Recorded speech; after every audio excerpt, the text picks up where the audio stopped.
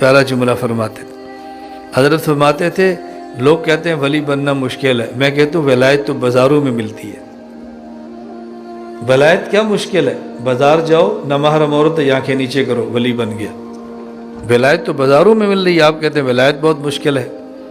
फिर हज़रत फरमाते थे इस शेर का मुराक़बा किया करो, जब नामहरम औरत आ जाए तो ये शेर मेरा पढ़ा करो, न देखेंगे न देखेंगे उन्हें हरगिज़ न देखेंगे, जिन्हें देखने से रब मेरा नाराज़ होता है। अपने अल्लाह को नाराज़ क्यों करें, अपने मौला को नाराज़ क्यों करें। और छोटी सी बदनिगाही हो भी जाए तो तौबा करें। मैं सिंध के दौरे पर था तो खिपरू रात मैंने बयान ख़त्म किया, बहुत देर हो गई। सुबह मैंने हैदराबाद नाश्ता करना था, उसके बाद फिर मैंने कराची जाना था, कराची से मेरा लाहौर का सफ़र था, शाम को फिर मैंने सखर जाना था। तो हैदराबाद जहाँ नाश्ता था तो हमारे दोस्त उसके भाई डॉक्टर साहब थे, उनने और बुलाए, डॉक्टर साहब बुला लिया।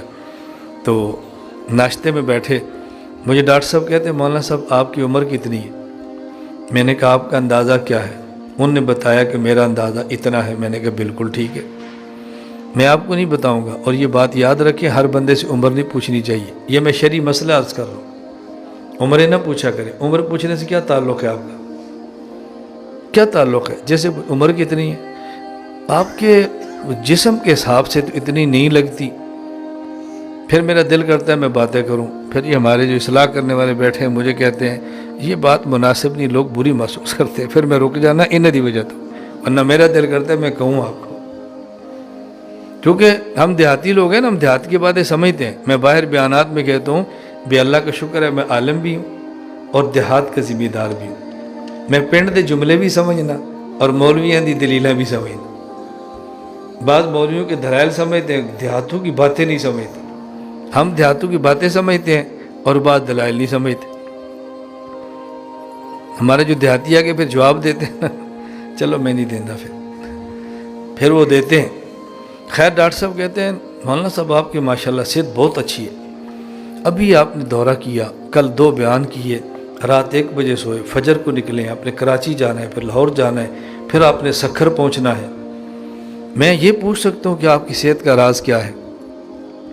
मैंने कहा डॉक्टर साहब जो हमने अपने मशाइख के कदमों से सीखा है ना, वो ये है कि जब आपने नामहरम लड़की को देखना है, आपका दिल उस पर आ जाना है, वो आपको मिलनी नहीं है, दिल ने हसरत में रोना है, इससे दिल ने कमज़ोर हो जाना है। जब दिल कमज़ोर होगा तो बदन कमज़ोर हो जाएगा। ताकत का सबसे बड़ा राज नामहरम औरतों को मत देखो, दिल को मजबूत रखो, जिस्म खुद ब खुद मजबूत होगा। उसने कहा मौलाना साहब मैं मेडिकल एतबार से कहता हूँ आपने 100% बात ठीक की। 100% आप नहीं समझते, 100% तो समझते हो ना। मैं वो साथ साथ फिर बताता है तो भी इसका मतलब क्या होता है।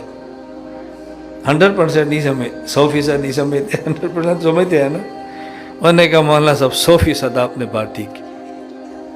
और आप यकीन फरमाओ मैं ये हंसाने के लिए नहीं कह रहा, या मेरा मामूल है, कहीं भी जाते हैं एयरपोर्ट पे, आधा घंटा बाकी है, चलो जी मस्जिद में बैठ जाते हैं, अपनी तिलावत कर लो, अपना जिक्र कर लो, ज़रूरी बात है तो कर ली, उसके बाद बाहर आकर अपनी तैयारी करो जहाज़ की। जान छूट गई ना। हर एयरपोर्ट पे आपको मस्जिद मिलेगी, कुफर का एयरपोर्ट होगा वहाँ भी नमाज की जगह मिलती है। हिफाजत तो हमने अपनी करनी है ना, जगह तो अल्लाह ने